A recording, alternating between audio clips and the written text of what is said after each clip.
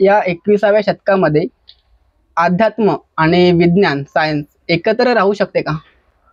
अध्यात्म आणि विज्ञान एकत्र राहू शकतं, पण आपल्याला अध्यात्माची व्याख्या करताना मग हे बघावं लागेल की आपल्या दृष्टीने अध्यात्म म्हणजे काय आहे. आपण आजकाल सरसकट अध्यात्माची व्याख्या करतो किंवा देवाधर्माचा शोध घेणे म्हणजे अध्यात्म. पण अध्यात्माची खरी व्याख्या अशी आहे की स्वचा शोध घेणे, स्वतःच्या अंतरात डोकावून बघणे.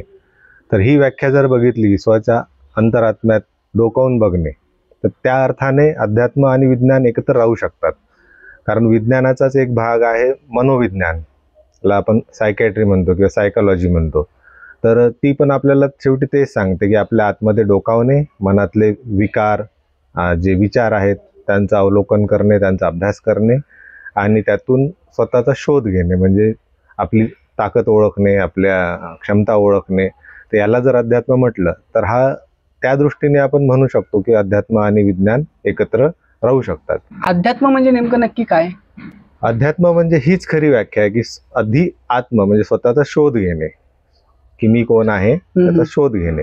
पण ही व्याख्या करताना एक त्रुटी ही राहून जाते की बरेचदा आपण म्हणतो की एक गंतव्य जे आहे ते आधीच आपण ठरवलेलं असतं किंवा मी आत्मा आहे किंवा मी परमात्म्याचा अंश आहे, हे आपल्याला कोणीतरी सांगितलं आहे. आणि ते गंतव्य गृहीत धरून मग आपण प्रवास सुरू करतो. आणि आपल्याला मग अभिप्रेत काय असते की मला तिथे पोहोचायचं आहे जिथे आत्मा आहे किंवा तिथे पोहोचायचं आहे जिथे परमात्मा आहे. तर हे डोक्यात ठेवून आपण तो प्रवास करतो. तर त्याच्यामुळे ह्या पद्धतीने अध्यात्माची व्याख्या चुकीची ठरते. कारण तुम्ही आधी ठरवलेलं असतं की तुम्ही कोण आहात, मी आत्मा आहे. याला आपण शोध घेणं नाही म्हणू शकत, कारण तुम्ही शोध आधीच घेतलेला आहे. तुम्ही ठरवलं आहे की मी आत्मा आहे, परमात्म्याचा अंश आहे, आणि आता तुम्ही शोध घेत फिरत आहात. हा शोध जेन्युइन नाही आहे, हा खरा शोध नाही आहे. खरा शोध तो आहे की तुम्हाला माहीत नाही तुम्ही कोण आहात. इवन आत्मा आहे की नाही आहे हे पण तुम्हाला माहीत नाही आहे, आणि मग तुम्ही शोध घेत आहात. तर त्या शोधाला आपण अध्यात्म म्हणू शकतो, की तुम्हाला माहीतच नाही आहे की नाही आहे. आणि जर तुम्हाला त्या शोधाअंती माहीत झालं की आत्मा आहे किंवा मी आत्मा आहे किंवा मी परमात्म्याचा अंश आहे, तर तो तुम्ही तुमच्यासाठी काढलेला तुमच्या पुरता एक निष्कर्ष असतो.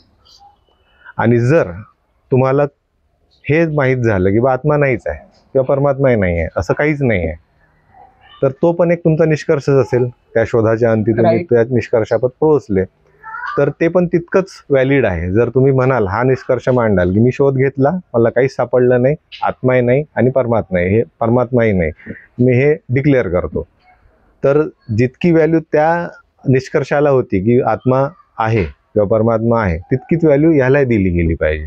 तर मी याला आध्यात्मिक यात्रा म्हणतो. स्व म्हणजे नेमकं काय? आपण जेव्हा बोलतो स्वतःचा शोध म्हणजे अध्यात्म, तर ते स्व म्हणजे नेमकं काय?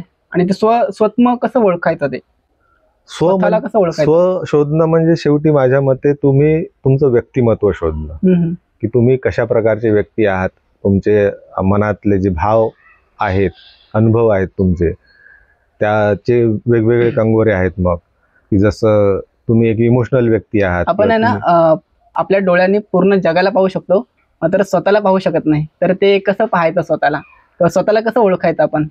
जाणीवेने. स्वतःला ओळखणे म्हणजे काय? शेवटी जाणीवेनेच आपण बघतो ना, की समजा मी माझं अवलोकन केलं, माझ्या आतमध्ये डोकावलं आणि मला कळलं किंवा मी खूप सोशिक व्यक्ती आहे किंवा मी खूप सेन्सिटिव्ह आहे किंवा असं मला माहीत होईल की मी खूप रागीट आहे, कपटी आहे, खोटा बोलतो.